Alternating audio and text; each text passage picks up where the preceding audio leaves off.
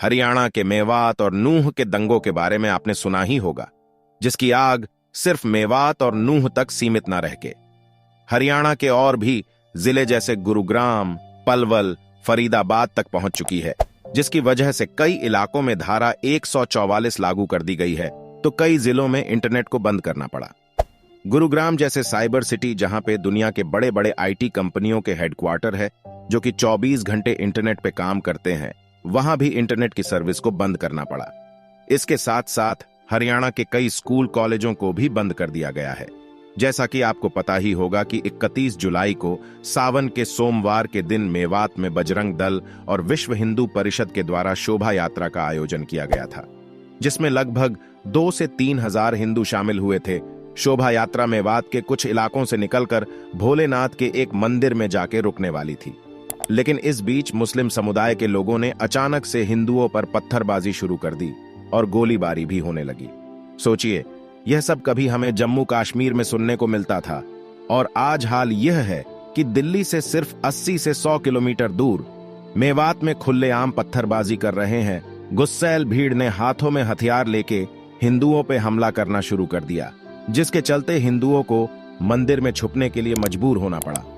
इस दंगे में 5 लोगों की जान तक चली गई, 50 लोग घायल हो गए, 80 कारों और कई हिंदुओं की दुकानों को टारगेट करके जला दिया गया। हैरानी की बात तो यह है कि इस शोभा यात्रा के लिए 1000 पुलिस ऑफिसर्स सिक्योरिटी के लिए वहां खड़े भी थे, लेकिन इतने दंगाइयों के आगे पुलिस भी लाचार नजर आई। मेवात का यह दंगा पहले से ही प्री प्लान था। अफवाह यह थी कि इस शोभा यात्रा में मोनू मानेसर भी आने वाला। मोनू मानेसर एक गौ सेवक है जिसपे जुनैद के मर्डर का इल्जाम है। मेवात के लोग मोनू मानेसर से बहुत गुस्सा है। हालांकि मोनू मानेसर ने कुछ दिन पहले अपने एक वीडियो पोस्ट किया था, जिसमें उसने खुद बोला था कि वो इस शोभा यात्रा में शामिल होगा, लेकिन वो आया नहीं। और इधर मुस्लिम समुदाय के लोगों ने इस शोभा यात्रा के एक दिन पहले ही दंगों की पूरी तैयारी कर ली थी। एलपीजी सिलेंडर और पत्थरों को भारी मात्रा में इकट्ठा कर लिया गया था। सोशल मीडिया पे कई लोगों ने भड़काऊ बातें लिखकर पोस्ट भी की थी, और सोशल मीडिया के थ्रू ही भीड़ को पहले से ही इस दंगे की जगह इकट्ठा कर लिया गया था। इस दौरान नूह के पुलिस स्टेशन पे भी हमला किया गया। एक टूरिस्ट बस को हाईजैक करके पूरी बस को ही पुलिस स्टेशन में दे मारा। सीसीटीवी कैमरों को भी नुकसान पहुंचाया गया। आपको बता दें कि इसी पुलिस स्टेशन को निशाना बनाने के पीछे बदले की भावना थी।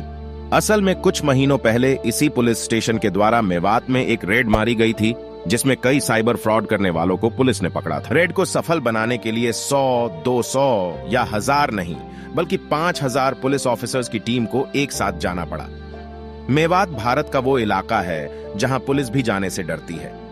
रिपोर्ट्स के अनुसार मेवात देश में साइबर फ्रॉड का हब बना हुआ है, यानी कि आपके पास जितने भी फ्रॉड के कॉल्स आते हैं, उसमें से 90% कॉल हरियाणा के मेवात से ही आते हैं। और इसी रैकेट को नूह पुलिस ने पकड़ा था, इसीलिए खास टारगेट बना के नूह के पुलिस स्टेशन पे हमला किया गया। सिर्फ यही नहीं, हॉस्पिटल, बेकरी, दुकानें जैसे और भी जगहों पे खूब नुकसान किया गया। धर्म कोई हो, जात कोई हो, देश कोई हो, लेकिन इन दंगों में नुकसान सिर्फ इंसान का होता है। इन दंगों के वजह से हजारों लोगों के घर, मकान, दुकान, रोजगार सब बर्बाद हो जाते हैं, जिसको उस इंसान ने अपने खून पसीने से तैयार किया था, जिसे बनने में तो कई सालों की मेहनत लगती है, लेकिन इसे तोड़ने में बस कुछ पल काफी होते हैं। आज यह धार्मिक कार्यक्रम सिर्फ भक्ति का नहीं, बल्कि शक्ति प्रदर्शन का कार्यक्रम बन चुके हैं। पिछले कुछ ही दिनों में ऐसे 10 से भी ज्यादा मामले सामने आए हैं, जिसमें सावन की शोभा यात्रा पर हमला हुआ है। ऐसे दंगों को जिसने सबसे अच्छी तरह से संभाला है, वो है उत्तर प्रदेश के मुख्यमंत्री योगी आदित्यनाथ। तो सवाल यह उठता है कि क्या देश के बाकी राज्यों में भी दंगों को शांत करने के लिए योगी मॉडल यानी जेसीबी मॉडल को लागू करना पड़ेगा? आपकी इस बारे में क्या राय है, हमें जरूर बताएं। वीडियो पसंद आए तो वीडियो को लाइक करें और चैनल को सब्सक्राइब करना ना भूलें।